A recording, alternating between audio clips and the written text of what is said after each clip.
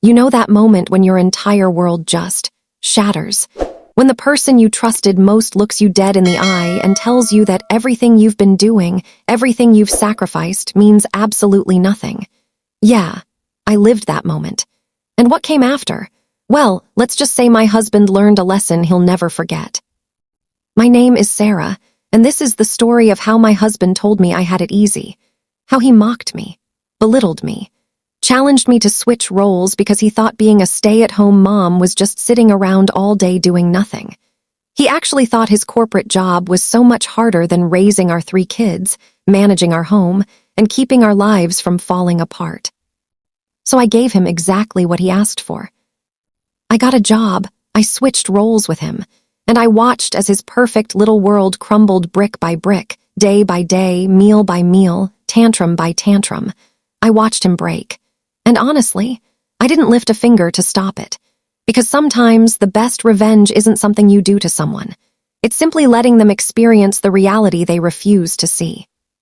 But before I tell you how it all fell apart, before I take you through the most satisfying months of my life, I need you to do something for me. Smash that like button right now. Subscribe to this channel and drop a comment telling me where you're watching from. Because trust me, you're going to want to follow this journey from start to finish. And who knows, maybe my story will give you the courage to stand up for yourself too. Now, let me take you back to where it all began.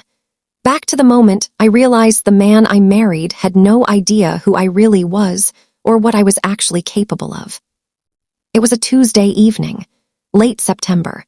The kind of evening where the air just starts to get that crisp autumn feeling, and you can smell someone's fireplace burning a few houses down. I remember it so clearly because it was the day everything changed. The day I stopped being the woman who swallowed her pride and started being the woman who took back her power. I was in the kitchen, again, like always.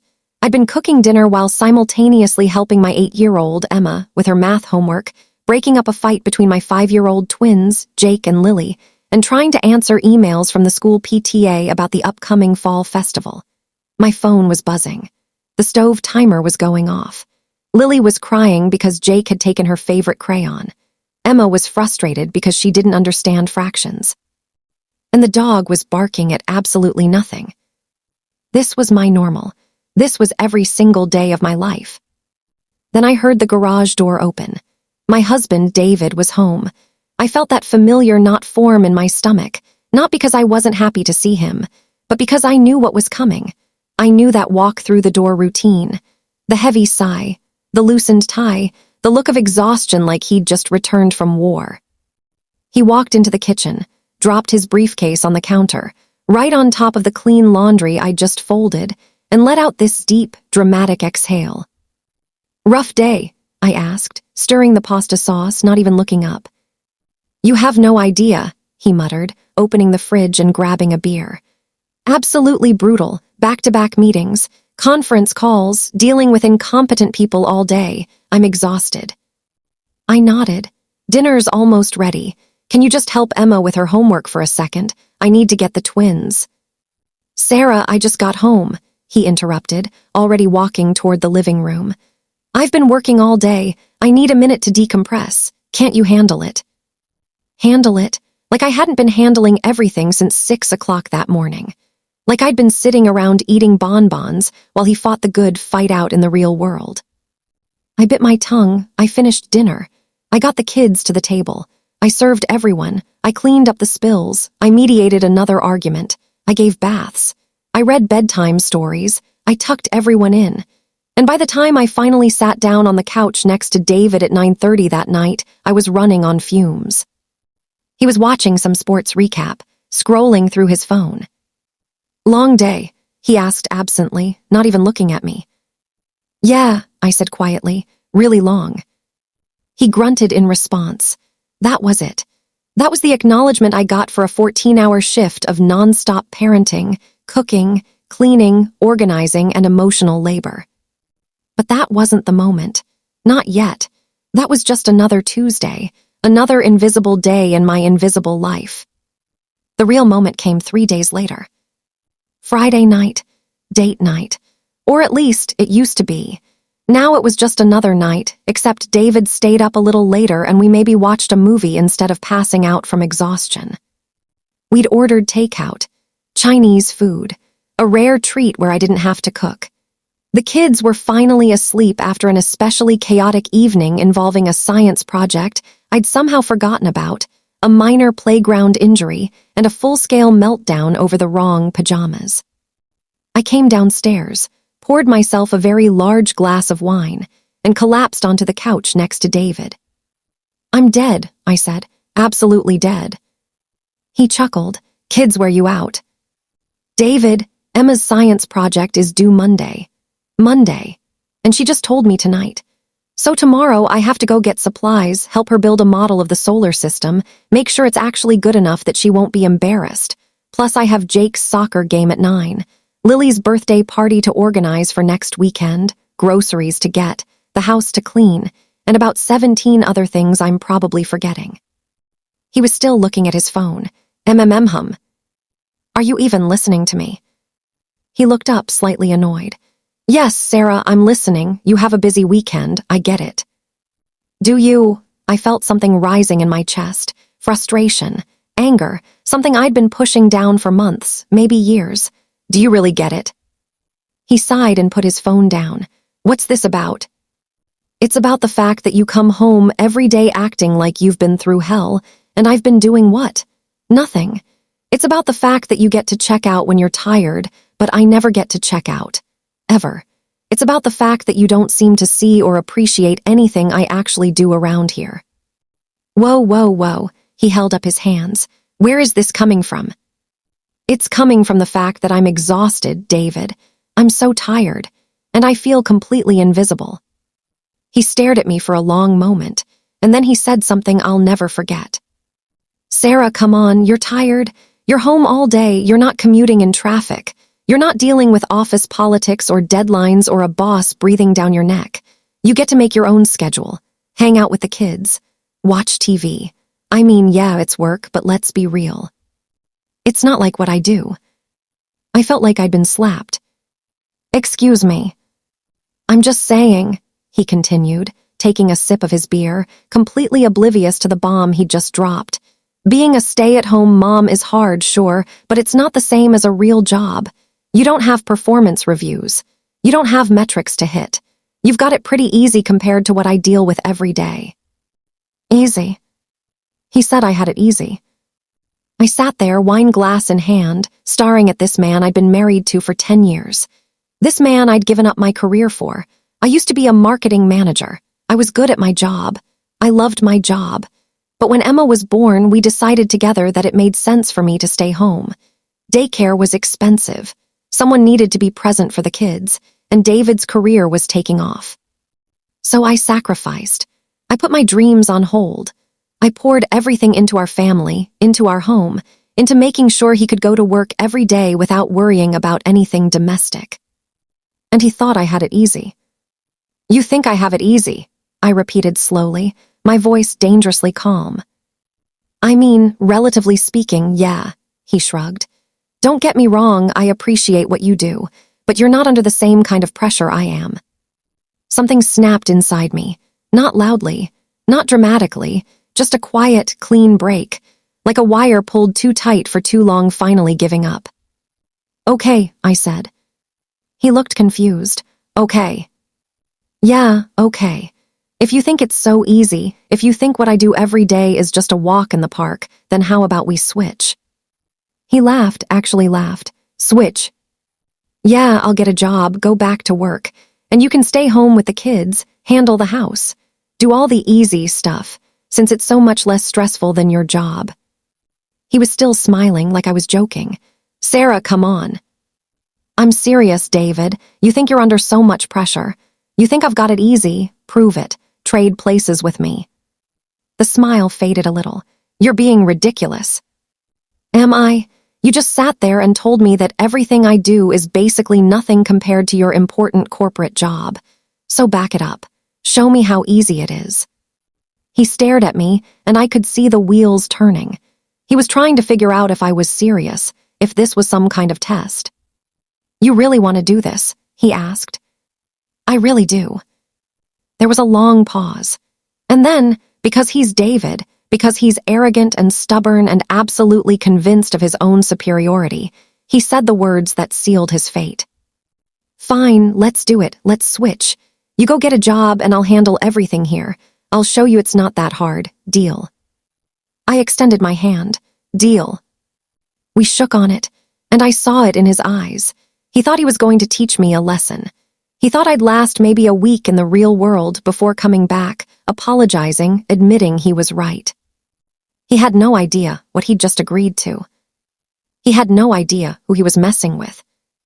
And honestly, I couldn't wait to watch him find out. That night after our deal, after that handshake that would change everything, I didn't sleep much. I lay in bed next to David, listening to him snore peacefully, and I felt something I hadn't felt in years. Excitement. Not nervousness, not fear, pure electric excitement. See, here's what David didn't know. Here's what he'd completely forgotten in his comfortable little bubble of ignorance. I wasn't always a stay-at-home mom. I wasn't always the woman who disappeared into the background of our life. Before kids, before marriage consumed my identity, I was damn good at what I did. I had a career, a real one. I managed marketing campaigns for a major firm. I negotiated deals. I led teams. I was sharp, ambitious, and hungry. And I'd given all of that up not because I couldn't hack it, but because we made a choice as a family. But David had forgotten that version of me. Or maybe he'd never really believed in her in the first place. That was his first mistake. The next morning, Saturday, I woke up with a plan. While David slept in like he did every weekend, I was already at the kitchen table with my laptop, updating my resume. The kids were watching cartoons, blessedly quiet for once, and I was in the zone. It had been 8 years since I'd worked in an office. 8 years since I'd interviewed for a job or networked or even thought about myself as a professional. But as I typed, as I listed my old accomplishments and updated my skills, I felt something coming back to life inside me. I wasn't just doing this to prove a point. I was doing this because I'd forgotten who I used to be. And maybe, just maybe, it was time to meet her again. David stumbled downstairs around 10, looking confused. "What are you doing?" he asked, pouring coffee. "Updating my resume," I said without looking up. "Oh, you're actually serious about this?" "Completely serious. We shook on it, remember?" He scratched his head, still looking like he thought this was some elaborate joke. "When are you thinking of starting?" "As soon as I find a job. I'm reaching out to my old contacts today, updating my LinkedIn. I should start getting responses by next week." "Next week?" He looked slightly panicked now. "That's fast." "Well, you said it was easy, right? So it shouldn't be a problem." He opened his mouth, closed it, then tried a different approach. "What about the kids? What about everything here?" I looked up at him, smiled sweetly. "That's your job now, honey. That's the whole point. I'll handle the career. You handle the home. Equal partnership, right? Isn't that what we always said we wanted?" I could see him trying to figure out how to back out without admitting he was wrong. But his pride wouldn't let him. "Right," he said slowly. "Equal partnership." "Great. So today you've got Jake's soccer game at 9. Oh wait, it's already past 9, so you missed that. Probably should set an alarm next time. Also, Emma needs supplies for her science project. There's a list on the fridge. The twins need lunch in about an hour. Lily only eats the organic mac and cheese, not the regular kind, or she'll have a complete meltdown. Jake needs his sandwich cut into triangles, not squares, crusts off. And Emma's going to her friend Sophie's house at 2, so you need to drive her there, but make sure you get Sophie's mom's number in case anything happens. Oh, and we're out of milk, bread, and pretty much everything else, so grocery shopping needs to happen. I made a list. It's also on the fridge. David just stared at me. Also, I continued, the twins have a bath schedule every other night. Tonight's a bath night. They fight it, so good luck. Emma needs to read for 30 minutes before bed. It's for school. Make sure she actually reads and doesn't just flip through the pages. And Sunday we have a birthday party for Lily's friend at noon. I RSVP'd yes. The present is already wrapped. It's in the hall closet. Don't forget it like last time. Last time, he asked weakly. Last time I trusted you to handle a birthday party drop-off, and you showed up without a gift, and I had to run to Target in the middle of the party. That was one time. Okay, well, don't make it 2 times. I went back to my laptop. He stood there in the kitchen, coffee mug in hand, looking genuinely lost. You're really doing this, he said again. I'm really doing this. He set his mug down. Fine, I'll handle today, it's just one day. How hard can it be? Famous last words. I watched him over the top of my laptop screen as he looked at the list on the fridge. Actually, lists plural.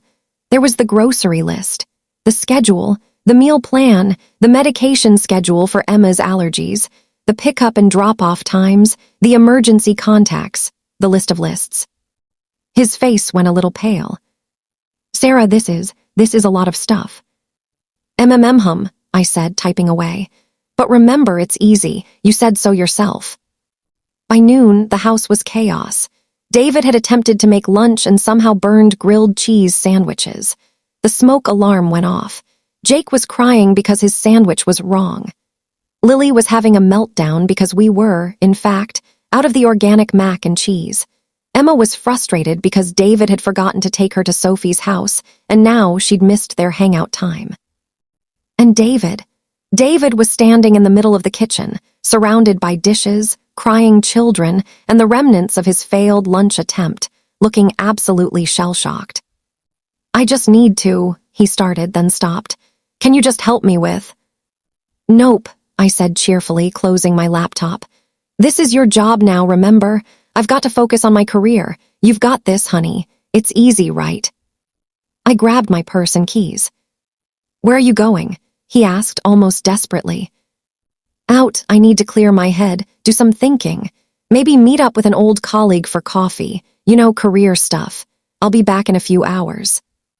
A few hours, Sarah, You'll be fine, David. They're just kids. It's just a house. How hard can it be? I threw his own words right back at him, and the look on his face was absolutely priceless. Then I walked out the door, got in my car, and for the first time in 8 years, I drove away from my home in the middle of a Saturday with absolutely no responsibilities. And it felt like freedom. I didn't actually have a coffee meeting. I just drove. I went to a bookstore and browsed for an hour. I sat at a coffee shop alone, drinking an overpriced latte and reading a book. I walked through Target without a cart, without a list, without 3 tiny humans pulling things off shelves. I remembered what it felt like to be just me, not mom, not wife, just Sarah. And when I finally came home, 3 hours later, I opened the door to absolute pandemonium. The living room looked like a tornado had hit it. There were toys everywhere. The TV was blaring. Lily was crying upstairs. Jake was running around in just a diaper even though he'd been potty trained for 2 years. Emma was on her tablet, completely unsupervised. And David was sitting on the kitchen floor, head in his hands, looking like he'd been through a war. He looked up when I walked in. How was your afternoon? I asked sweetly. He just stared at me. This is impossible. What is? All of it, everything. They won't listen. They keep fighting. I can't get anything done. I tried to clean up and they just destroyed it again. I don't understand how you do this every single day. I smiled, not meanly, just knowingly. Oh, honey, I said. This was just one afternoon. Wait until you've done it for 8 years straight. And that's when I saw it. The first crack. The first tiny moment of realization that maybe, just maybe, he'd made a mistake. But we were just getting started. This was only day 1. Section 4. That Saturday night, after I'd rescued the house from total destruction, after I'd fed the kids actual edible food, after I'd managed bedtime while David sat on the couch in stunned silence, we had our first real conversation about what was going to happen. I sat down across from him with a glass of wine. He looked exhausted, genuinely, truly exhausted, and it had only been one afternoon. So, I said casually, how are you feeling about our arrangement? He ran his hands through his hair. Sarah, look, maybe I was a little harsh the other night. Maybe I didn't fully understand how much you juggle, but this whole switching roles thing, it's a bit extreme, don't you think? I took a sip of wine. Is it?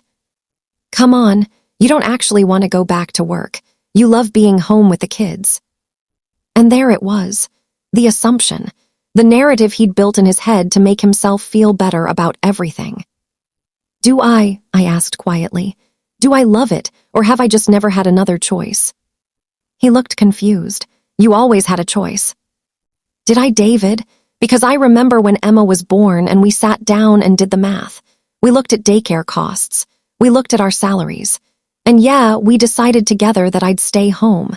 But what you seem to forget is that it was supposed to be temporary. Remember, we said I'd stay home for a year, maybe 2, and then we'd revisit it. He was quiet. That was 8 years ago, David. 8 years. And every time I brought up going back to work, you had a reason why it wasn't the right time. Emma was too young. Then the twins came. Then it didn't make financial sense. Then the kids needed stability. There was always a reason. Because it made sense for our family, he argued. It made sense for you, I corrected. It made sense for your career, your freedom, your life, while mine completely disappeared. That's not fair. Isn't it? When was the last time I went out with friends? When was the last time I had a hobby? When was the last time I did anything just for me? I can't even go to the bathroom alone, David. I haven't had a full night's sleep in 8 years. I haven't had a sick day. I haven't had a vacation, because being a mom doesn't come with any of that. And you know what the worst part is? He didn't answer. The worst part is that you don't even see it. You come home every day and you see a clean house and fed kids and dinner on the table, and you think it just happens by magic. You think I'm just lounging around while all of this takes care of itself. You have no idea how hard I work, and honestly, I'm done trying to explain it to you. My voice had gotten stronger as I talked, clearer. I wasn't crying. I wasn't yelling. I was just stating facts. So yes, I continued, we're switching roles. Not because I want to punish you, not because I'm trying to prove some petty point, but because I need you to understand. I need you to see what my life actually is. And maybe, just maybe, I need to remember who I was before I became invisible. David sat there for a long moment. I could see him processing. Part of him wanted to argue. Part of him wanted to back out, but his pride wouldn't let him. Fine, he finally said. We'll do it, we'll switch. But you need to actually get a job first, and that might take weeks, months even. The job market is tough. I smiled. Don't worry about that. I've already got 3 interviews lined up for this week. His eyes went wide. What, how? LinkedIn, email, old contacts. You'd be surprised how many people remember me, David. How many people said they'd been hoping I'd come back to the workforce. I had 5 messages today from recruiters, 3 from old colleagues, 1 from my old boss saying he'd love to grab coffee and talk about opportunities.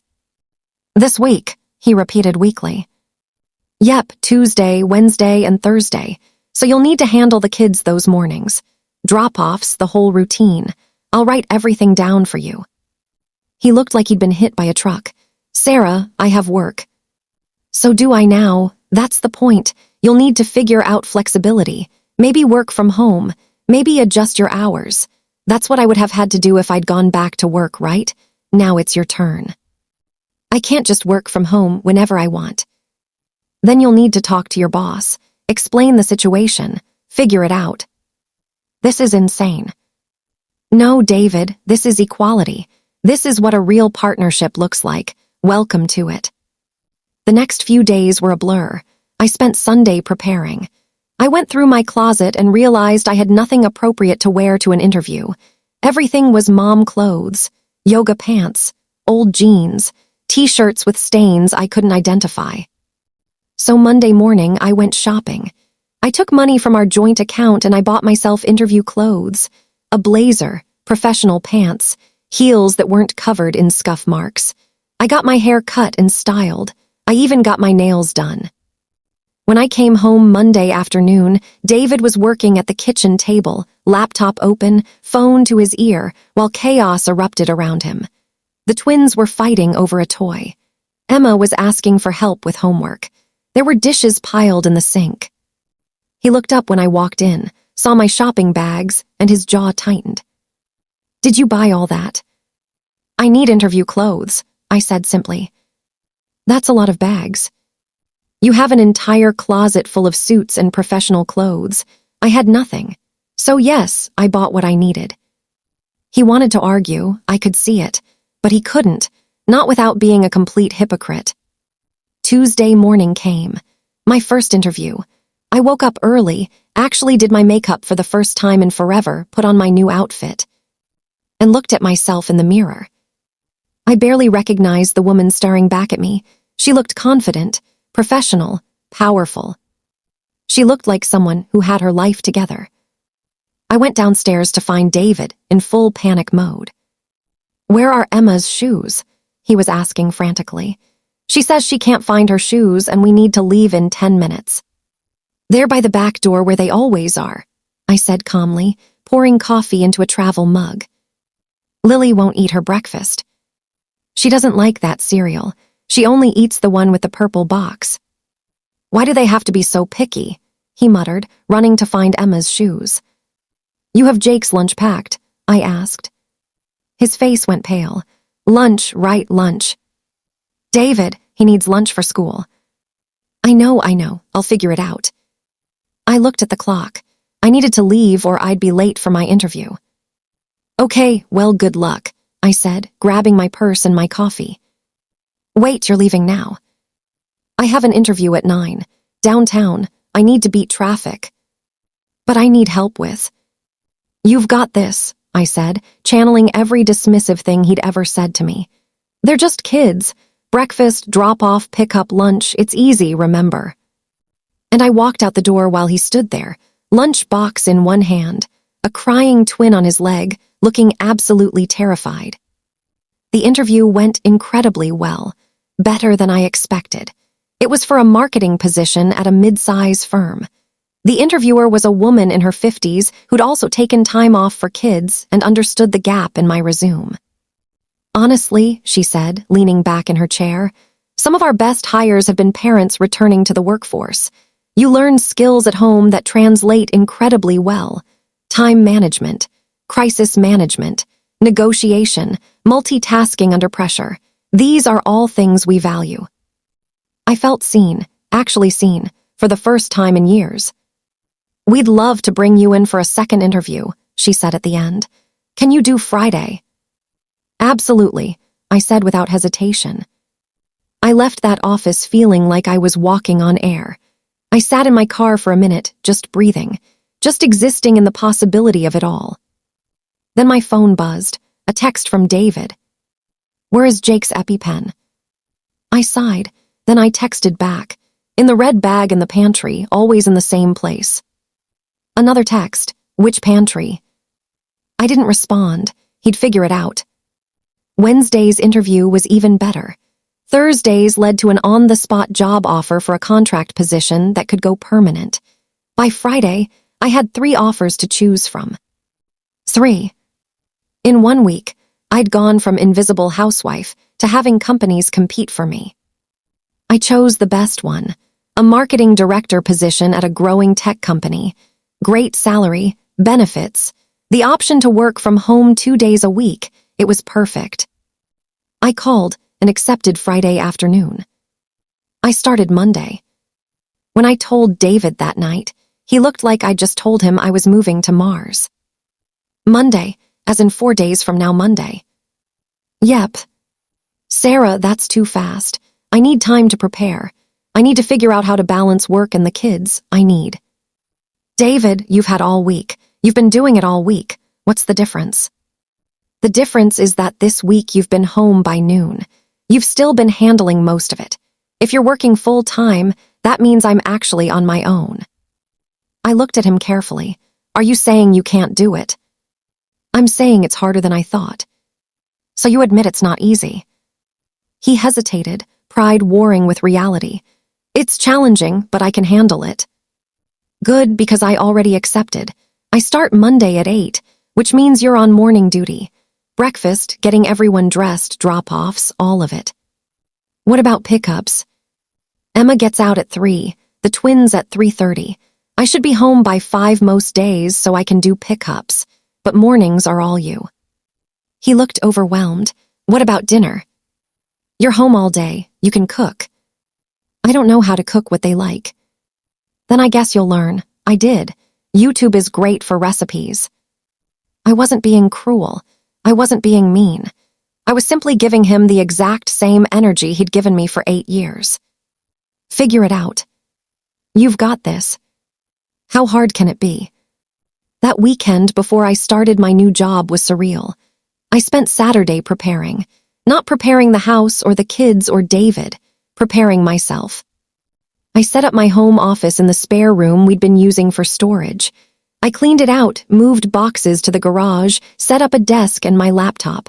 I bought office supplies, notebooks, pens that actually worked, a nice planner.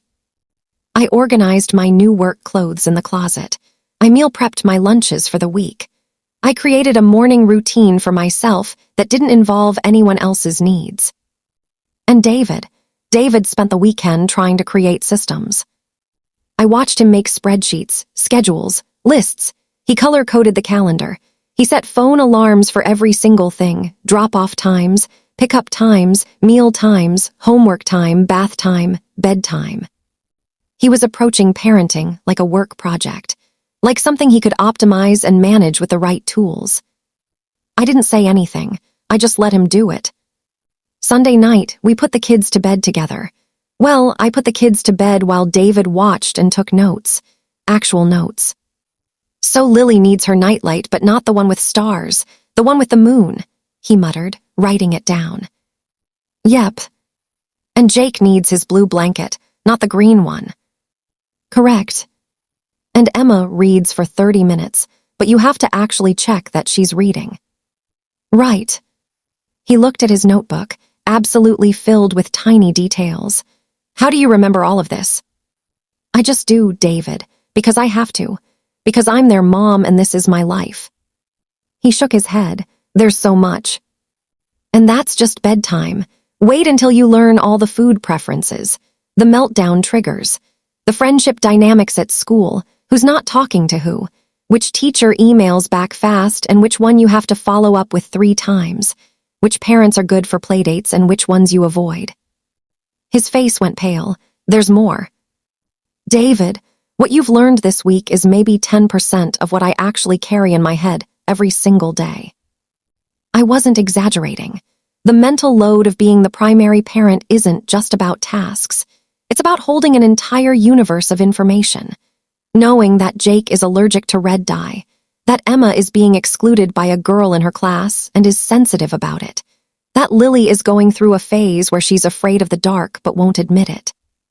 It's knowing everyone's favorite foods, their fears, their dreams, their routines.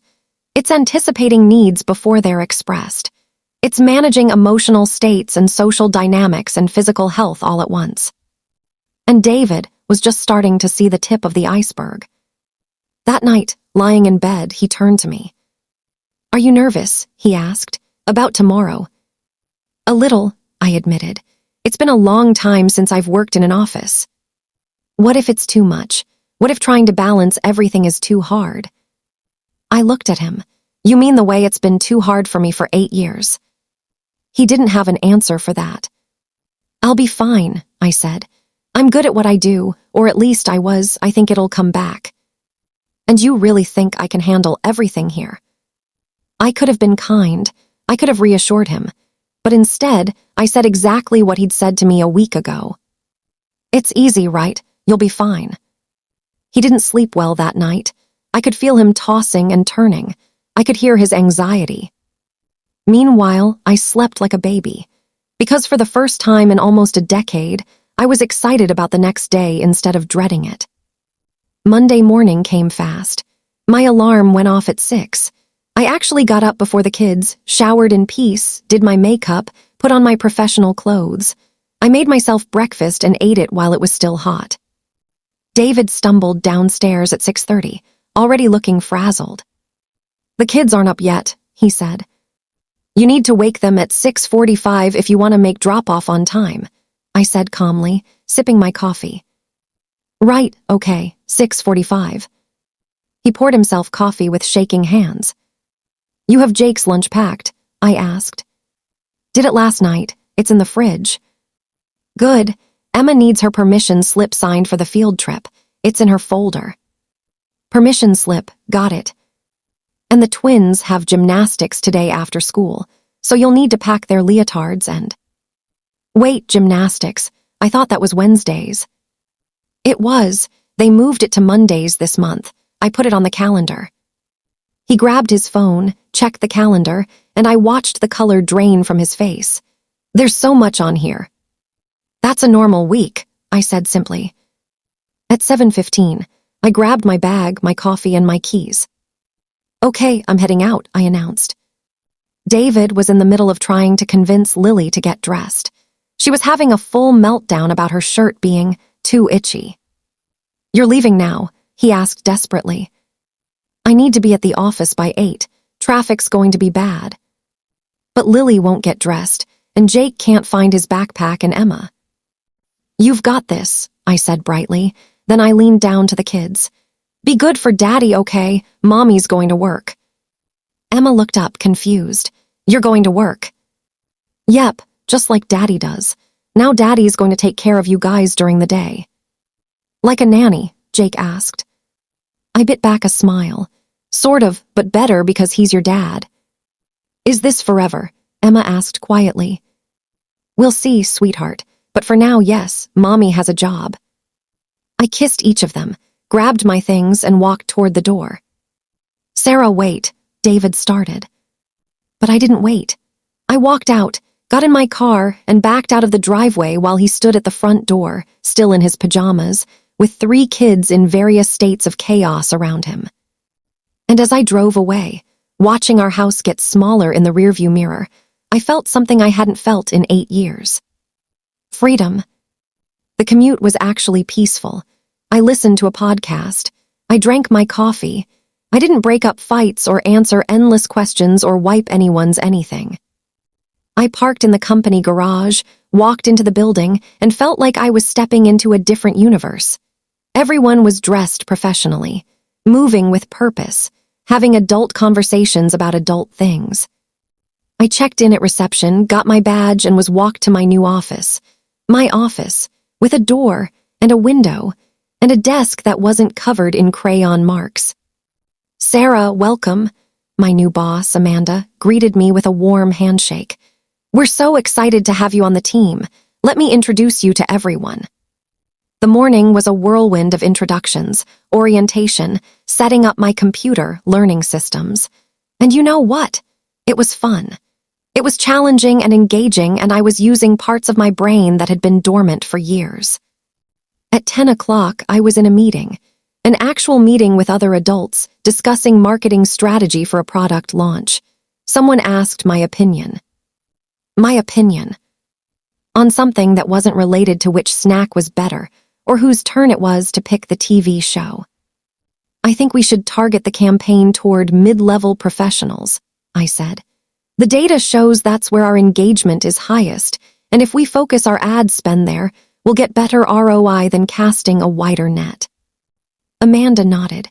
"I like that. Let's run those numbers and see how it looks."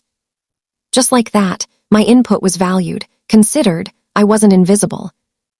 Around 11, my phone buzzed. A text from David. "How do you get marker off the wall?" I stared at it for a second, then put my phone on silent and dropped it in my bag. Not my problem today. Lunch was incredible. I went to the cafeteria with 2 coworkers, both women around my age. We talked about work, about the company, about our lives. I mentioned I had 3 kids and they were impressed. "I don't know how you do it," one of them said. "I have one and I'm barely surviving." "Well, my husband's handling them today," I said, and it felt so good to say that. "We switched roles. He's staying home now." "Oh wow, that's amazing. How's he doing?" I checked my phone. 7 texts from David, all minor crises. "Adjusting," I said with a smile. The afternoon flew by. I worked on campaign ideas. I collaborated with the design team. I felt competent, useful, valued. At 4:30, my phone rang. David's name flashed on the screen. I stepped out of the office to answer. Hey, what's up? Where are the twins? He asked, voice tight with panic. My heart dropped. What do you mean, where are they?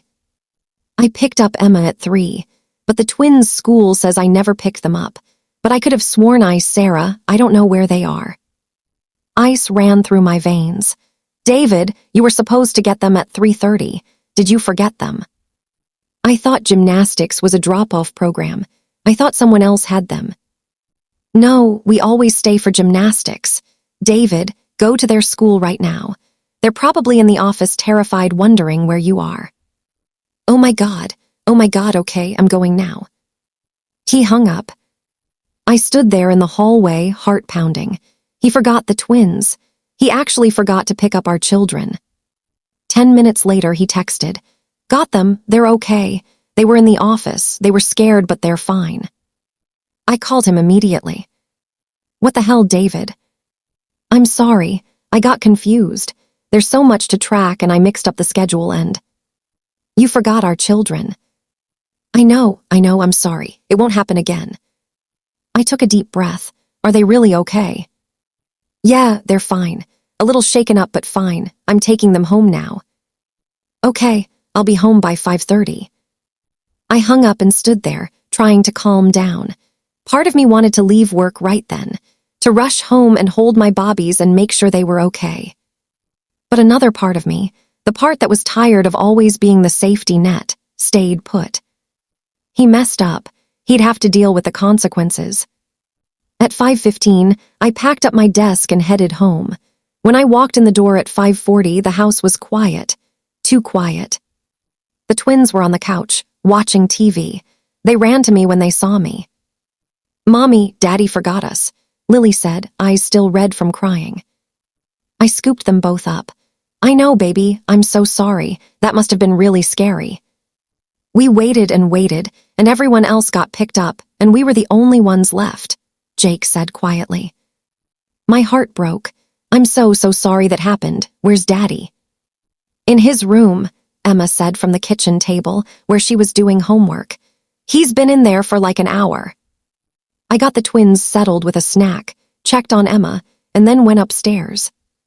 David was sitting on our bed, head in his hands. Hey, I said quietly. He looked up, his eyes were red. I messed up. Yeah, you did. I forgot them, Sarah. What kind of father forgets his own kids? The kind who's overwhelmed and wasn't paying attention. It happens. Does it happen to you? No, I admitted, but I've had 8 years of practice. You've had a week. I can't do this, he whispered. I can't. There's too much, too many details, too many things to remember. I don't know how you've been doing this. I sat down next to him. I've been doing it because I had to, because there was no other option, because you were at work and someone had to hold everything together. I thought it would be easier. I know you did. We sat there in silence for a moment. How was your first day? He finally asked. It was great, I said honestly. Really great. I felt like myself again, like a whole person, not just someone's mom. He nodded slowly. I'm glad. Are you? Yeah, I am. You deserve that. I don't know if I can be what the kids need. You can, I said. You just have to actually try. You have to be present. You have to pay attention. You can't treat this like a work project you can optimize. These are our children. They need you to actually care, not just manage. He was quiet for a long time. I'm sorry, he finally said, for saying it was easy, for not seeing how hard you work, for taking you for granted. It was the first real apology I'd gotten, and part of me wanted to accept it and end this whole experiment. But we weren't done yet. One bad day wasn't enough. He needed to really understand, really feel it. Apology accepted, I said, but we're not switching back yet. We had a deal. We're seeing this through. He looked at me, exhausted and defeated. How long? Until you truly get it, until things change for real. And with that, I got up and went downstairs to make dinner. Because even on my first day of work, even after he'd messed up, I was still the one who had to make sure everyone got fed. Some things, it seemed, were harder to change than others. The first week of our new arrangement was brutal, not for me, for David. I was thriving, absolutely thriving. Every morning I woke up early, got myself ready in peace, and left the house before the chaos started. I'd arrive at work energized, ready to tackle whatever the day threw at me. I was remembering how good I was at this, how much I'd missed using my brain for strategic thinking instead of figuring out how to remove slime from carpet. My boss loved my ideas. My coworkers respected me. I was getting positive feedback daily. It felt incredible.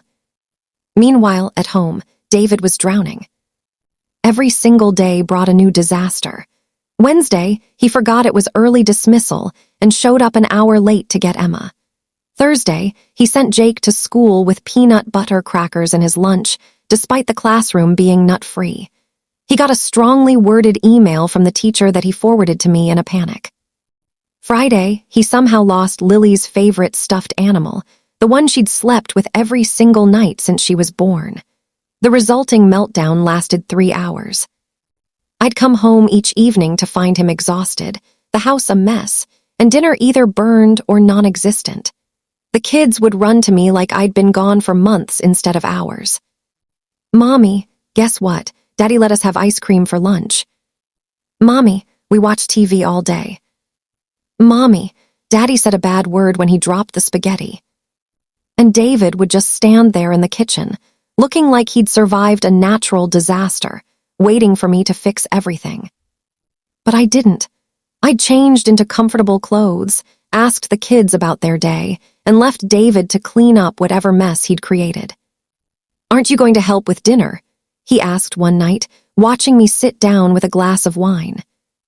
"I've been working all day," I said, echoing every excuse he'd ever given me. "I need a minute to decompress. You've got this." He stared at me like I'd grown a second head. But what could he say? I was using his own playbook. By the end of week 2, the cracks were really showing. The house wasn't clean anymore. Laundry was piling up. The kids were eating more takeout than home-cooked meals. Emma had missed a homework assignment because David didn't check her folder. Jake wore mismatched shoes to school 2 days in a row because David didn't notice. And David himself looked terrible. He wasn't shaving regularly. His clothes were rumpled. He had dark circles under his eyes. He'd stopped going to the gym. He was stress-eating and snapping at everyone. Meanwhile, I'd lost 5 pounds, was sleeping better than I had in years, and had gotten a compliment from the CEO on a presentation I'd put together. The contrast was stark. "I need help," David finally admitted one Sunday night. We were in bed, both exhausted for very different reasons. "Help with what?" I asked. "All of it, the house, the kids, the schedule, I can't keep up." "What do you want me to do?"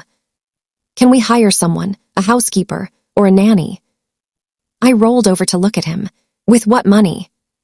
"What do you mean, we have money?" "David, when you were working and I was home, did we have a housekeeper?" "No, but..."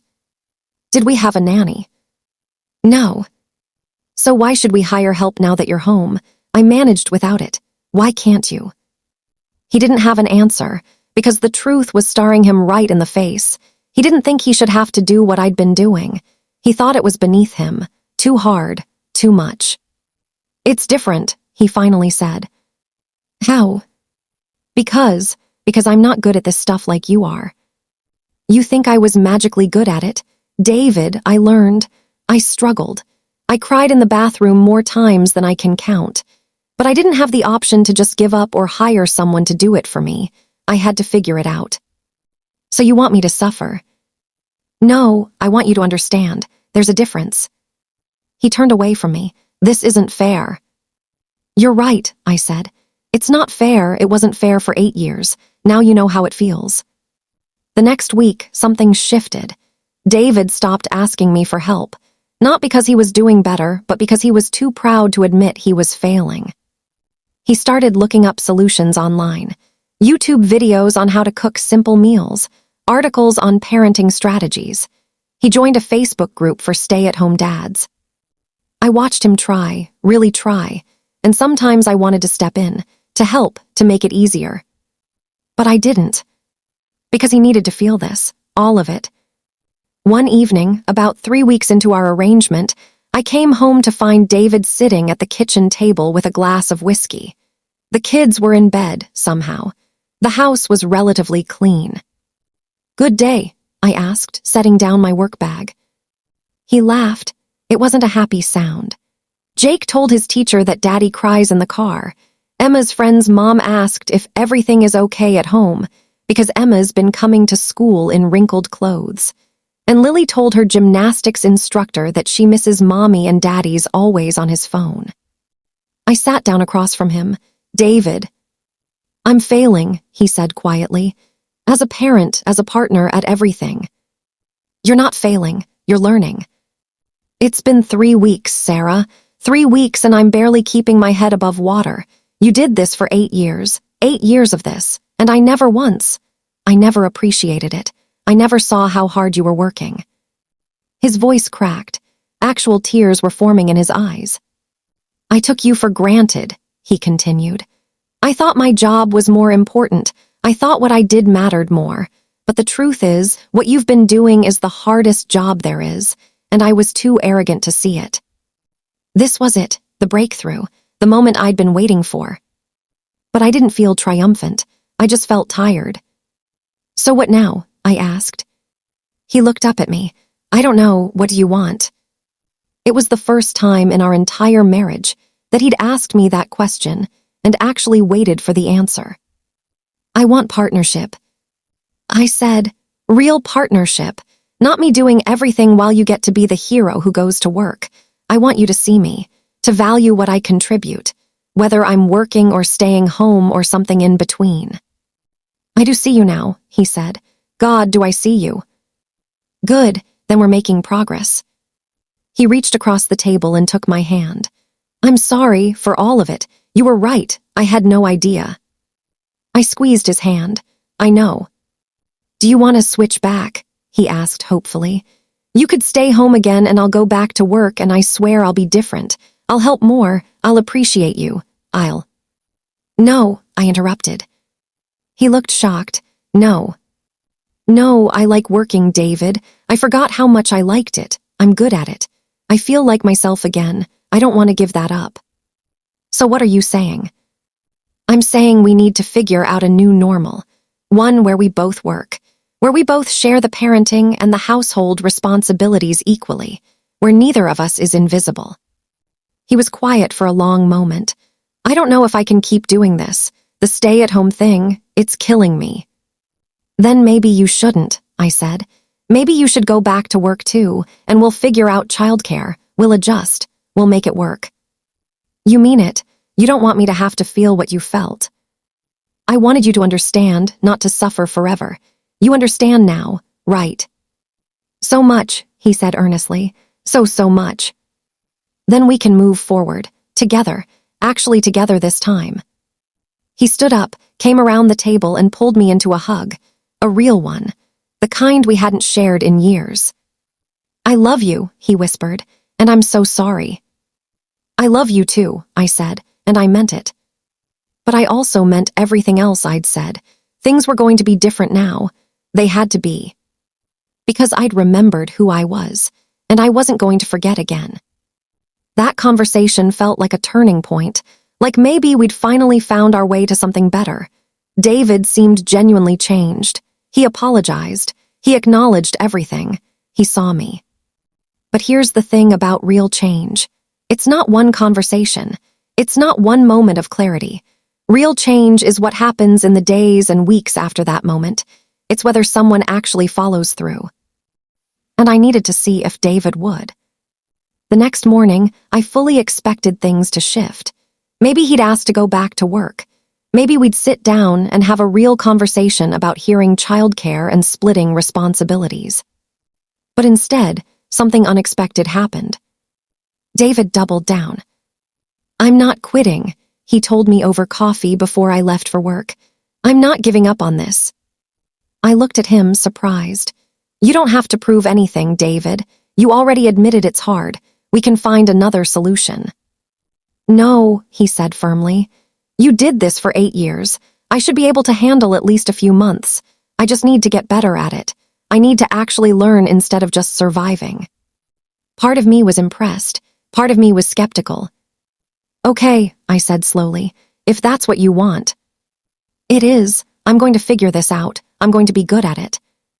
And you know what? He actually tried. He started waking up earlier to get organized before the kids got up. He meal prepped on Sundays. He created an actual cleaning schedule. He joined online parenting forums and asked questions. He started taking the kids to the park after school instead of just parking them in front of the TV. He was trying to be me, to do what I'd done. And watching it was complicated. Because part of me was proud of him. He was finally understanding, finally stepping up, finally seeing all the invisible labor that had been my entire life. But another part of me was angry. Because where was this effort for the past 8 years? Where was this dedication when I was drowning, when I was begging for help, when I was crying from exhaustion? He got to be praised for trying, for attempting, for doing the bare minimum. I'd been doing it perfectly for years and never heard a single thank you. But I swallowed that bitterness, because this was what I wanted, right? For him to understand, for things to change. Meanwhile, at work, I was absolutely crushing it. By week 4, I'd led a campaign that brought in 3 new clients. Amanda pulled me aside one day with a huge smile. Sarah, I have to tell you, hearing you was one of the best decisions I've made. You're exceeding every expectation. Thank you, I said, trying not to beam too obviously. I know you just started, but I want you to think about something. We're opening a new department, social media and digital strategy. I think you'd be perfect to lead it. It would be a promotion, significant raise, your own team. My heart started racing. Really? Really? You don't have to answer now. Think about it. Talk to your family. But I wanted you to know you're being considered. I floated through the rest of the day. A promotion, already, after just a month. I couldn't wait to tell David. When I got home that evening, he was in the kitchen making dinner. Actual dinner. Chicken, vegetables, rice. The kids were at the table doing homework. The house was clean. Hey, he said, looking up with a tired but genuine smile. Good day. Really good, I said. David, something amazing happened.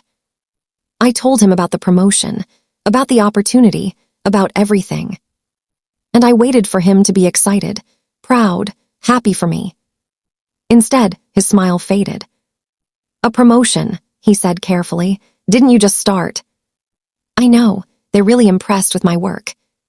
That's great, honey, really great. But his tone said otherwise. You don't sound like you think it's great, I said.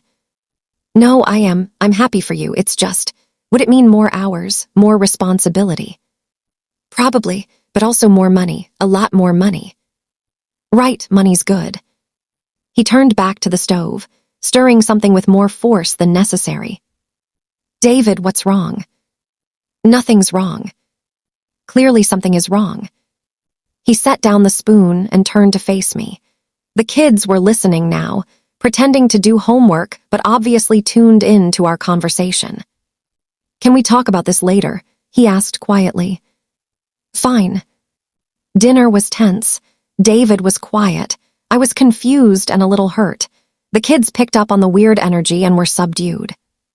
After we put them to bed, we finally talked. Okay, what was that? I asked the second we were alone. David sat on the couch, running his hands through his hair. I'm happy for you. I really am. But Sarah, I'm barely keeping my head above water as it is. If you take this promotion and you're working even more hours, that means even more responsibility on me. So you don't want me to take it? I didn't say that. You didn't have to. It's written all over your face. He was quiet for a moment. I'm just saying, maybe it's too soon. Maybe you should wait. Get more settled in your current role before taking on more. And there it was.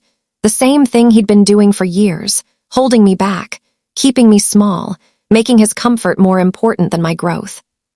Except this time, I saw it clearly. When you got promoted 3 years ago, did I ask you to turn it down because it would mean longer hours? I asked calmly. That was different. How? Because I was the primary earner. We needed my income. And now we need both our incomes. And this promotion would mean I'd be making almost as much as you. We'd be actual equal partners financially. He flinched. I'd hit a nerve. That's what this is really about, isn't it? I continued. You don't want me to take this promotion because it threatens you. Because if I'm successful and making good money and having a career, then you can't be the important one anymore. That's not fair. Isn't it? Be honest, David. Does it bother you that I'm doing well? He opened his mouth to deny it. I could see the reflex. But then something stopped him. Maybe it was exhaustion. Maybe it was the weeks of reality crashing down on him. Maybe it was just the truth finally being too heavy to avoid. Maybe a little, he admitted quietly. Maybe it's hard watching you thrive while I'm struggling. Maybe it feels like you're rubbing it in my face. Rubbing it in your face? David, I'm just living my life. I'm working. I'm good at my job. I'm not doing it to hurt you. I know that logically, but it's still hard. I sat down next to him.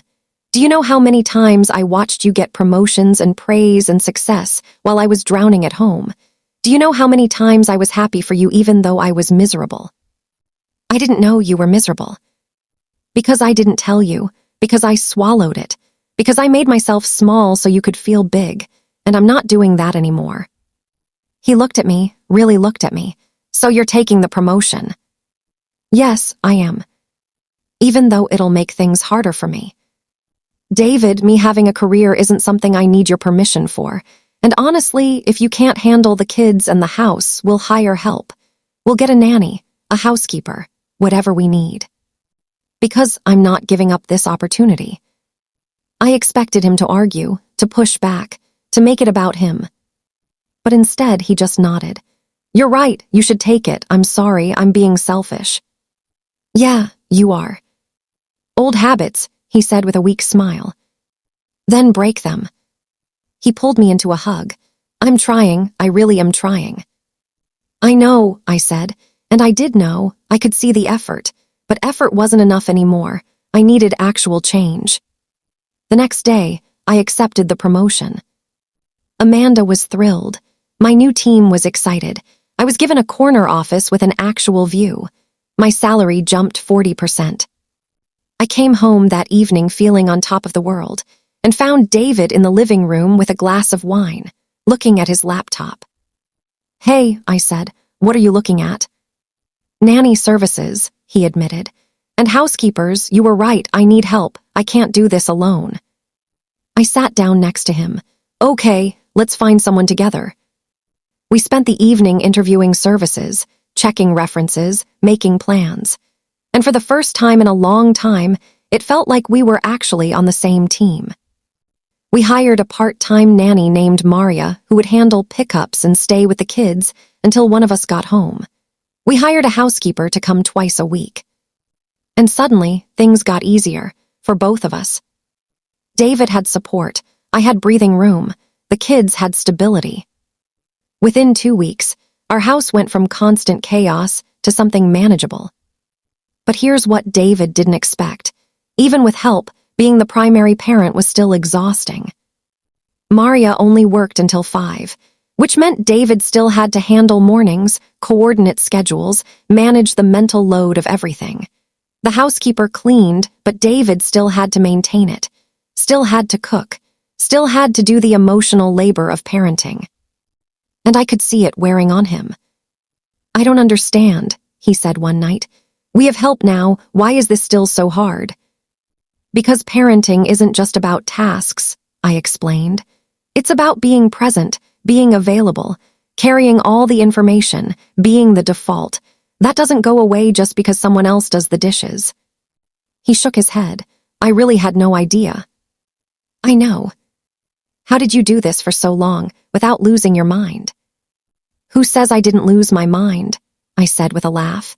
David, I told you I was drowning. I told you I needed help. You just never listened. I wish I had. Me too. By month 3, we'd found a rhythm. It wasn't perfect, but it was working. David was managing the home with help. I was excelling at work. The kids were adjusting. But something else was happening too. David was changing, not just in what he did, but in who he was. He was softer with the kids, more patient, more present. He was actually listening when Emma talked about her day. He was playing with the twins instead of just supervising them. He was showing up to school events and volunteering for field trips. He was becoming the parent he should have been all along. And I was becoming the professional I'd always had the potential to be. My team launched a campaign that went viral. We were written up in industry publications. I was asked to speak on a panel. Companies were reaching out trying to recruit me. I was thriving in a way I'd never imagined possible. But success, I was learning, comes with its own complications. Around month 4, something shifted, and not in a good way. David had been doing better. He really had. With Maria's help and the housekeeper and the systems he'd built, he was managing.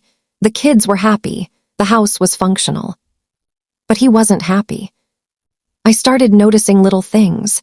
He was quieter, more withdrawn. He'd snap at the kids over small things. He was drinking more, not in an alcoholic way, but a glass of wine at lunch, beer in the afternoon, whiskey at night. "Are you okay?" I asked him one evening. "Fine," he said automatically. "David, you don't seem fine."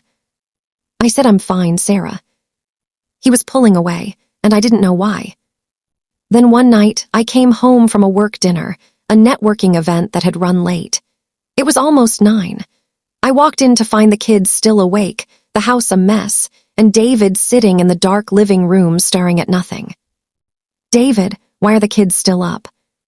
He didn't answer. I went upstairs, got the kids into bed despite their protests, and came back down to confront him. "What's going on with you?" He finally looked at me. His eyes were hollow. "I can't do this anymore." My stomach dropped. Can't do what? Any of this, being home, being the parent, being invisible. There it was, the word I'd used months ago. He finally understood what it meant. "Talk to me," I said gently, sitting next to him. I thought I could do it. I thought if I just tried hard enough, got organized enough, that it would get easier, that I'd be good at it like you were. But I'm not, Sarah. I'm miserable. The kids seem happy. The house is running smoothly. Because of Maria, because of the housekeeper, because of systems and schedules and the fact that I've turned myself into a robot, but I'm dying inside. His voice cracked. This wasn't manipulation. This was real pain. "I miss my work," he continued. "I miss being good at something. I miss having a purpose beyond snacks and schedules. I miss being seen as competent, as valuable. I miss being me." I took his hand. "I understand." "Do you? Because you seem perfectly happy. You're thriving. Your career is taking off. You love being back at work. Meanwhile, I'm drowning, and I have no one to talk to about it because if I admit I'm struggling, I'm admitting you were right. That I'm weak. That I can't handle what you handled for years." "David, you're not weak. This is hard. It's supposed to be hard." "But you made it look easy." "No, I didn't. You just weren't paying attention. I was struggling the whole time. I told you I was struggling. You just didn't believe me." He put his head in his hands. "I'm so tired." "Then let's change things. Go back to work. We'll figure out childcare." "But that feels like giving up, like I failed." "You didn't fail. You learned. That was the whole point." He looked up at me. Was it, or was the point to punish me? The question hung in the air between us. Was he right? Had some part of this been about revenge, about making him suffer the way I'd suffered? "Maybe at first," I admitted. "Maybe part of me wanted you to hurt the way I hurt, to feel invisible the way I felt invisible. But that's not what this is about anymore. This is about both of us finding a life that actually works, where we're both fulfilled." I don't know what that looks like. Neither do I, but we'll figure it out. Except we didn't figure it out, because David started spiraling. He stopped trying. The house got messier. He was ordering takeout every night. He stopped doing activities with the kids. Maria was basically doing everything, and David was just existing. He'd sit on the couch, scrolling his phone, while life happened around him. Daddy's sad, Lily told me one night at bedtime. What makes you say that, sweetie? He doesn't play with us anymore. He just sits there looking at his phone, and sometimes I hear him crying in his room. My heart broke, for my daughter noticing, for David struggling, for all of it. I tried to talk to him, tried to get him to open up, but he'd shut down. I'm fine. I'm just tired. Leave me alone, Sarah. He started sleeping in the guest room. Said he didn't want to wake me when he couldn't sleep, which was most nights apparently. We were living like roommates, barely speaking, passing the kids back and forth, existing in the same house but completely separate lives. And here's the horrible truth. Part of me didn't care. Part of me was so wrapped up in my own success, in my own rediscovered life, that I didn't have the energy to save him. I'd spent 8 years managing his emotions, making his life easier, ensuring he was happy. And now that I was finally happy, I didn't want to give it up. So I let him spiral. I went to work, I excelled. I got another promotion. I was traveling for conferences, making industry connections, being courted by bigger companies. And at home, David was falling apart. The kids started acting out. Emma's grades dropped. Jake got in trouble at school for pushing another kid. Lily started having nightmares. Maria pulled me aside one day at pickup. Mrs. Sarah, I'm worried about Mr. David. He's not himself. He barely speaks. He forgets things. Yesterday, he didn't even get out of bed until noon. I'll talk to him, I promised. But I didn't, because I didn't know what to say. Because I was angry at him for falling apart when I'd held it together for so long. Because I was tired of always being the one to fix everything. Then came the day that changed everything. I got a call at work, 2 in the afternoon, the school. Ms. Martinez, this is Principal Chen. We need you to come pick up Emma. There's been an incident. My blood ran cold. What kind of incident? Is she hurt? She's physically fine, but we need you here, now. I dropped everything and raced to the school. When I got there, I was led to the principal's office where Emma sat, tear-stained and silent. Emma, baby, what happened? Principal Chen cleared her throat. Emma had a breakdown in class today. She started crying and couldn't stop. When her teacher tried to calm her down, she said, and I quote, "Nobody cares about me anymore. Mommy's always working and Daddy doesn't even see me." I felt like I'd been punched in the gut. She's been showing signs of stress for weeks, the principal continued. Missed homework, social withdrawal. Her teacher's been trying to reach out, but she hasn't been getting responses. Responses? I haven't gotten any emails. We've been emailing Mr. Martinez, since he's listed as the primary contact now. David was supposed to be handling school communication, and he'd been ignoring it. I'm so sorry, I said, pulling Emma into my arms. I had no idea. I took Emma home. She cried the whole way. Not loud sobbing, just silent tears streaming down her face. When we got home, David was exactly where I expected him to be, on the couch, scrolling his phone. He looked up when we walked in. You're home early, he said. Emma had a breakdown at school, I said, my voice ice. They called me because they've been trying to reach you for weeks and you haven't been responding. He had the decency to look ashamed. I've been meaning to check those emails. Meaning to, David, our daughter is falling apart. Jake's getting in fights. Lily's having nightmares. And you're sitting here feeling sorry for yourself while our children suffer. I'm doing my best. No, you're not, I finally exploded. Your best would be actually trying, actually showing up, actually being a parent instead of just existing in the same space as them. Emma flinched. I was yelling, I never yelled. I took a breath. Emma, go to your room, sweetie. I need to talk to Daddy. She ran upstairs, and I heard her door close. David and I stared at each other. This isn't working, I said. No, it's not. You need help, David. Real help, professional help. You think I'm crazy. I think you're depressed. I think you're struggling. And I think you need to talk to someone before this gets worse. He was quiet for a long time, then quietly, Okay. Okay. Okay, I'll get help, you're right. I can't do this on my own. It was the first honest thing he'd said in weeks. David started therapy the next week. Twice a week, he'd drive to appointments with a counselor who specialized in men's mental health and life transitions. I didn't ask what they talked about. That was his business, but I could see small changes. He was getting out of bed earlier, showering, getting dressed in actual clothes instead of living in sweatpants. But the house was still a mess. The kids were still struggling, and I was still carrying everything while also working full-time. Something had to give. We sat down one Sunday evening after the kids were in bed. A real conversation. The first one we'd had in weeks where we were both actually present. I can't keep doing this, I said. David's face fell. You want a divorce? What? No. I mean, I can't keep being the only functional parent while working full-time. Something has to change. He exhaled in relief. Okay, what do you want to change?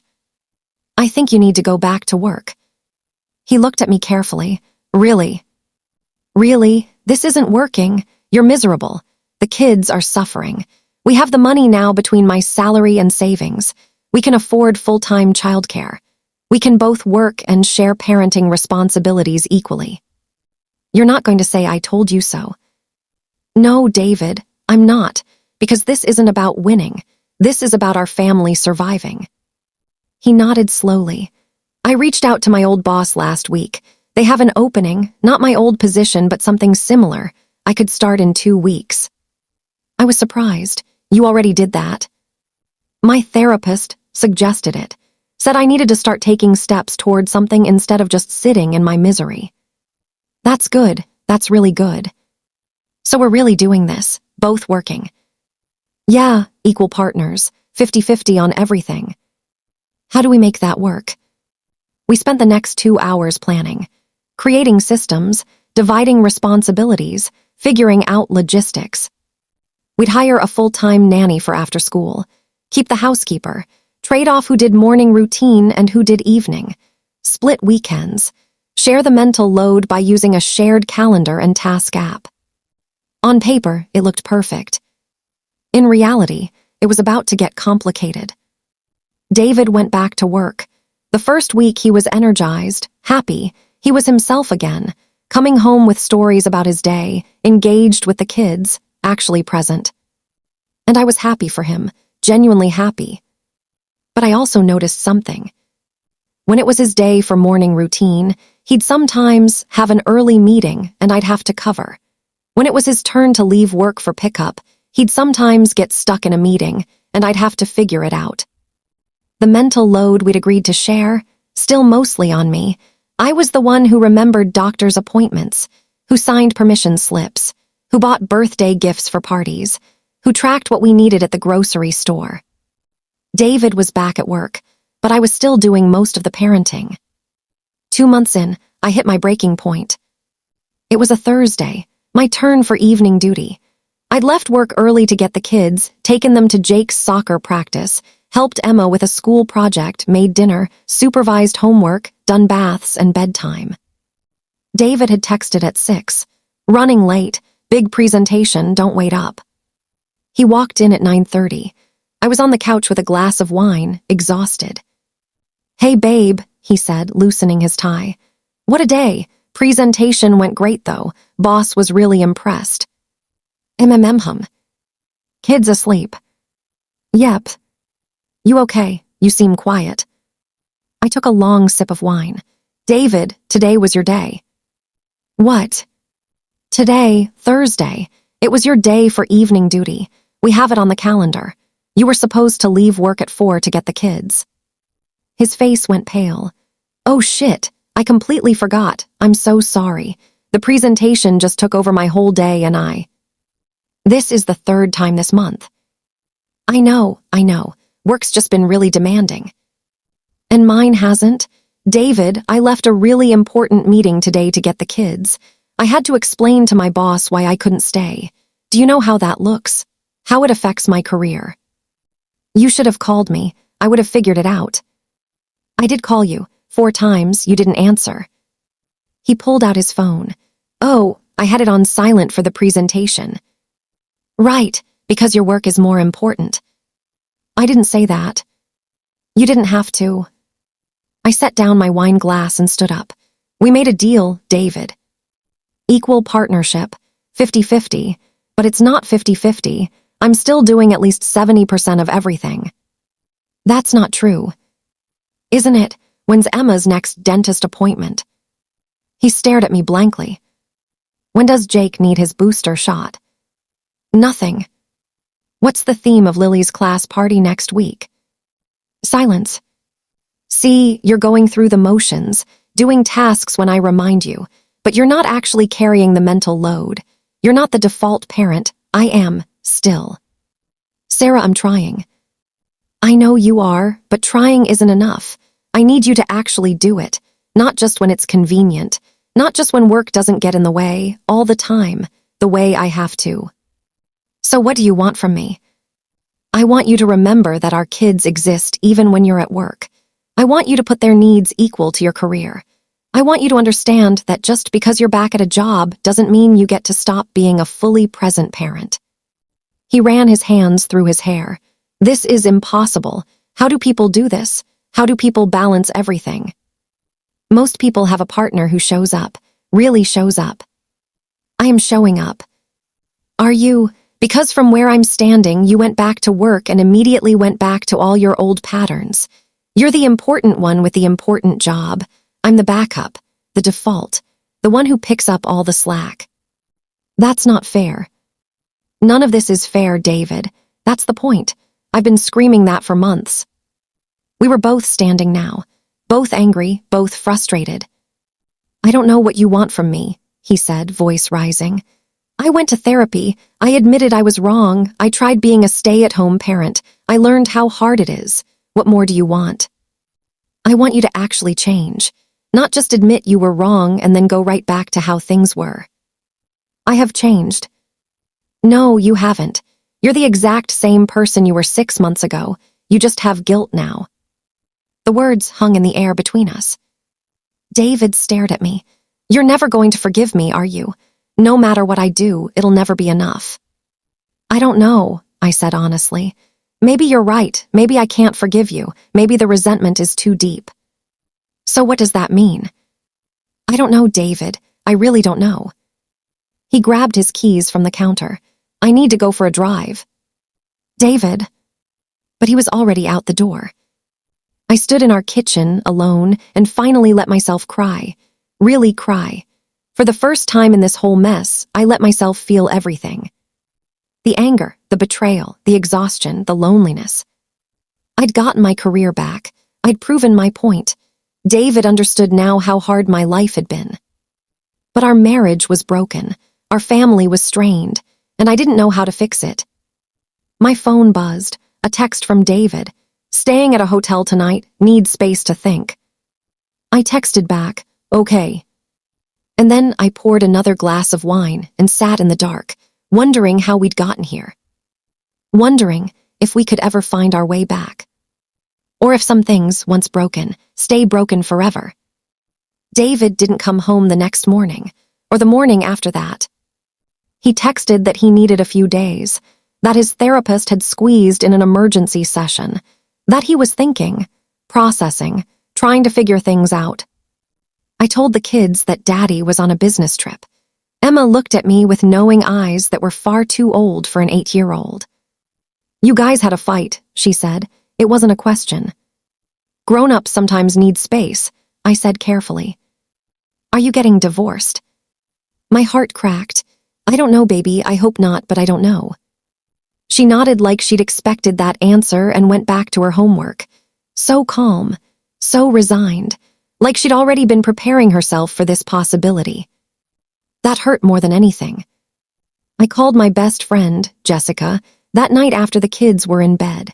I hadn't talked to her much in the past few months. I'd been so wrapped up in work and this whole situation with David that I'd neglected my friendships. Sarah, oh my God, I've been wondering how you are. How's the whole role reversal thing going? And I told her everything.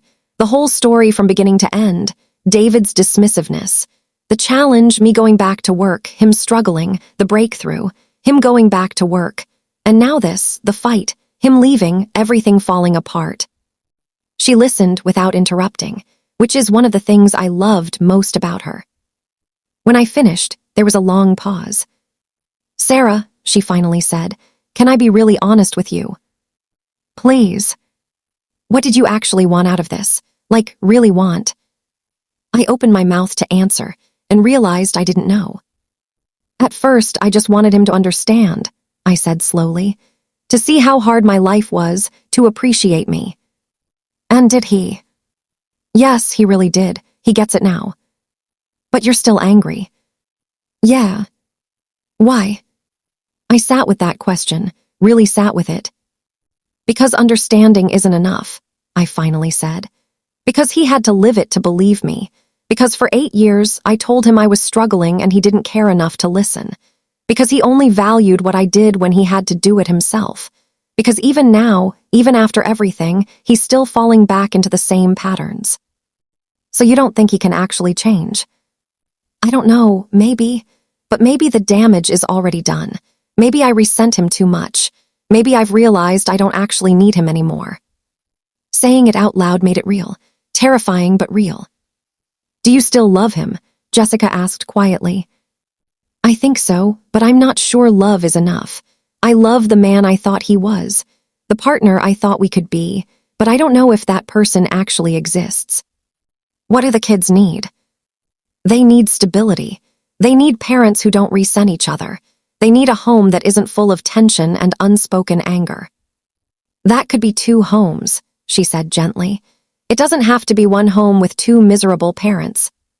I knew she was right, but the thought of actually ending my marriage, of blowing up our family, felt overwhelming.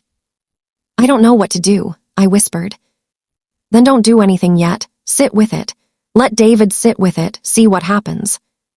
We talked for another hour, about life and kids and careers and marriage, about how hard it all was, how nothing was simple. When I hung up, I felt marginally better, not fixed but less alone. Day 3 of David's absence, he called. "Can we talk?" he asked, "in person?" "Okay, when?" "Tonight. I can come by after the kids are in bed." "All right." I spent the day anxious, preparing for what felt like the most important conversation of our marriage. I didn't know if this would be the talk where we fixed things or the talk where we ended them. The kids sensed something was up. They were clingy, fighting more. Lily asked twice when Daddy was coming home. Jake built a tower of blocks and then violently knocked it down over and over. Children absorb everything, even what we don't say out loud.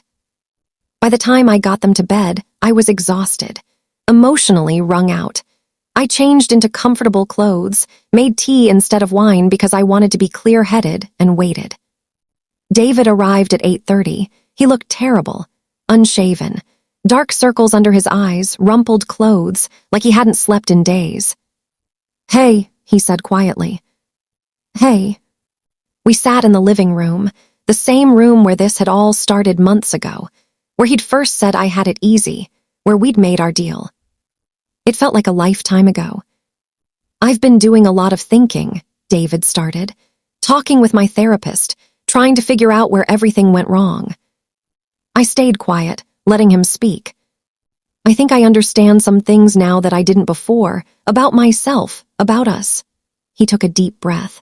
"My therapist asked me why I was so threatened by your success, and I didn't have an answer at first. I kept saying I wasn't threatened, that I was happy for you, but she pushed me to really examine it. And the truth is, I built my entire identity around being the provider, the successful one, the important one. My dad was like that. It's what I thought being a man meant, being a husband meant. So when you started succeeding, when you didn't need me anymore in that way, I didn't know who I was." He was being honest, really honest. I could see how hard this was for him. "Being home with the kids destroyed me," he continued. "Not because it was hard, though it was, but because I felt worthless, like I didn't matter, like anyone could do what I was doing. There was nothing special about making lunches or breaking up fights. And I realized that's exactly how I made you feel for 8 years. Tears were building in my eyes. You did matter, he said, voice breaking. Everything you did mattered. You were holding our entire world together, and I was too blind and selfish and arrogant to see it. And I'm so, so sorry. A tear rolled down my cheek. I know you are. But sorry isn't enough, is it? No, I said honestly, it's not. He nodded like he'd expected that answer. What would be enough? I don't know if anything is. David, you broke something in me. For years, I begged you to see me, to value me, to help me, and you couldn't be bothered. You made me feel small and worthless and invisible. And now, yes, you understand. Yes, you're sorry, but I don't know if I can get past the fact that you had to experience it yourself to believe me. That my words, my feelings, my experience wasn't enough. I was a terrible husband. Yeah, you were. We sat in that truth for a moment. My therapist asked me what I want, David said. For our marriage, for our family, for my life. What did you say? I said I want you, I want us, I want to fix this. But then she asked me what I was willing to actually do differently, not just say, but do, and I realized I didn't have a good answer. Do you have one now? He looked at me with red-rimmed eyes. I think I need to keep working. I can't be a stay-at-home parent. It's not who I am, but I can be a better partner. I can actually show up, not just when it's convenient, but really show up. I can carry half the mental load. I can make our kids a priority equal to my career. I can value your career the way I value mine. Can you? I asked. Or is that just what you think I want to hear? I don't know, he admitted. I want to believe I can, but I've failed at this before. What if I fail again? Then we're done, I said simply. David, I meant what I said. I can't keep being the only one carrying everything. I won't. I've built a life now, a career, an identity outside of being your wife and their mother, and I'm not giving that up. So if we stay together, it has to be as actual equals, not you saying the right things and then slowly sliding back to old patterns. How do I prove that to you? I don't know, time, I guess, consistency, actually following through. He nodded slowly. What if we tried counseling, together? I'm willing to try that. Yeah, but David, I need you to understand something. I'm not the same person I was 6 months ago. I'm not going to shrink myself to make you comfortable. I'm not going to apologize for my success or dim my light so you can shine brighter. If you can't handle being married to an equal, then we need to end this now. I want to be married to an equal, he said. I want to be married to you, the real you, the strong, capable, brilliant you. I'm just scared I don't know how. Then learn, figure it out, do the work, actually try. I will, I promise I will. Don't promise me, David, show me. He reached for my hand. I let him take it. Can I come home? He asked quietly.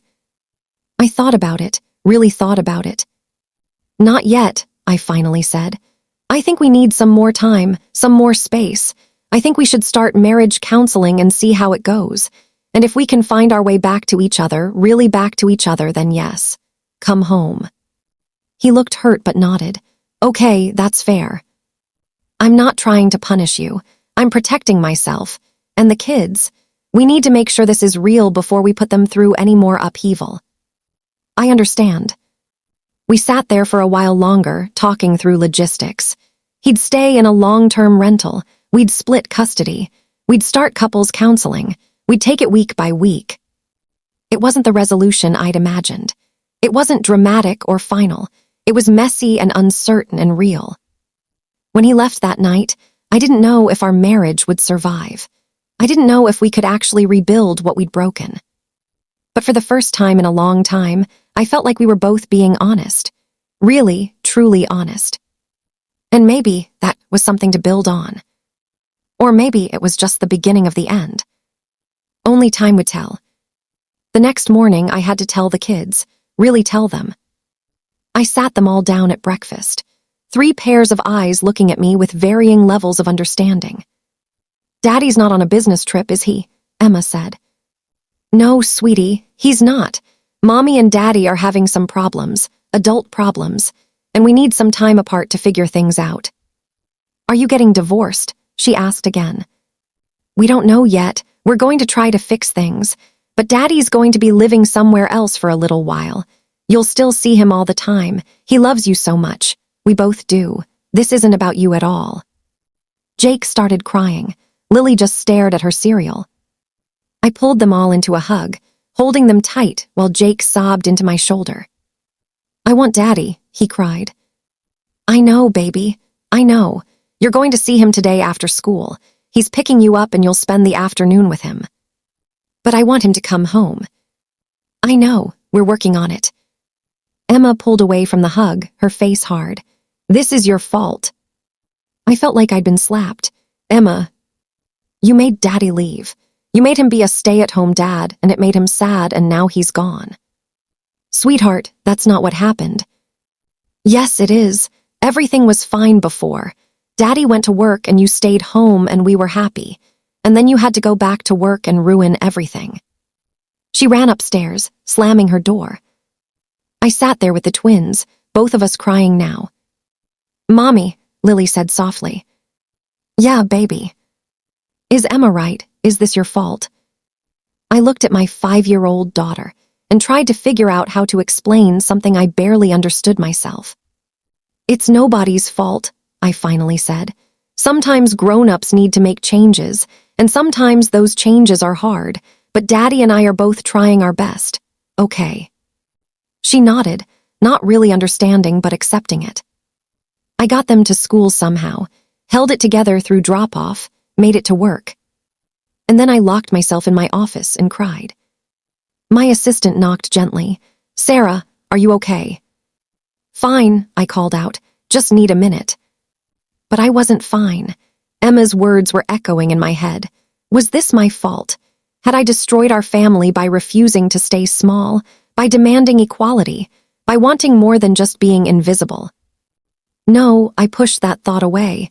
I hadn't destroyed anything. I just stopped pretending everything was fine when it wasn't. But God, it hurt. All of it hurt.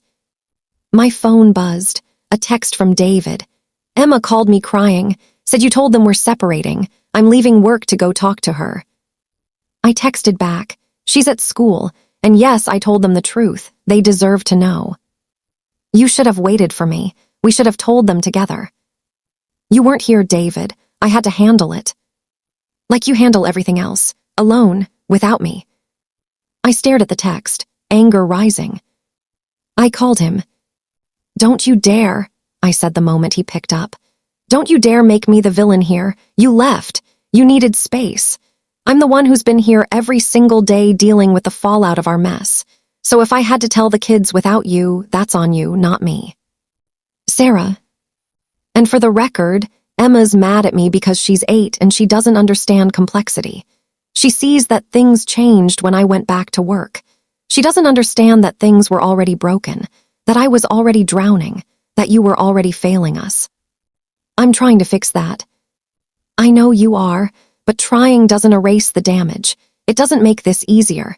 It doesn't make our daughter hate me less right now. My voice broke on the last word. There was a long silence. I'm sorry, David said quietly. You're right. You've been dealing with everything. Like always, I'm sorry. I'm so tired, David. I'm so tired of all of this. I know, me too. I have to go. I have a meeting in 10 minutes and I need to fix my makeup. Okay, I love you. I paused. I love you too. I think I don't know anymore. I hung up before he could respond. That night, David had the kids. I came home to an empty house for the first time in 8 years. And I didn't know whether to celebrate the peace or cry at the loneliness. So I did both. I opened a bottle of wine, ordered food just for me, and sat in the silence. This was what I'd wanted, right? Space, time for myself, freedom. So why did it feel so much like loss?